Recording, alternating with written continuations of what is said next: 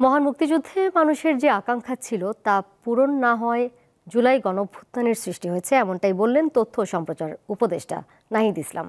আজ রাজধানীর জাতীয় জাদুঘরে 17তম আন্তর্জাতিক স্বল্পদৈর্ঘ্য ও মুক্ত চলচ্চিত্র উৎসবের উদ্বোধনী অনুষ্ঠানে এই কথা বলেন তিনি। চলচ্চিত্রের উন্নয়নে পৃষ্ঠপোষকতা দেওয়ার আশ্বাস দেন উপদেষ্টা। বলেন, অনেক সীমাবদ্ধতার মধ্যেও ভালো কিছু করার চেষ্টা থাকবে। 25 ডিসেম্বর থেকে শুরু হয়ে উৎসব চলবে 27 ডিসেম্বর পর্যন্ত। এতে দেশ বিদেশের 276টি চলচ্চিত্রের প্রদর্শনী হবে।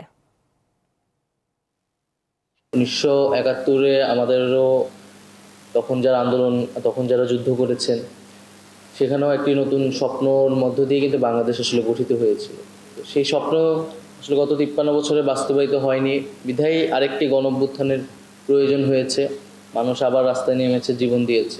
এবারের অভ্যুত্থানের স্পিরিট, আমাদের যে স্বপ্ন সেটি বাস্তবায়িত হবে, এটাই সকলের প্রত্যাশা।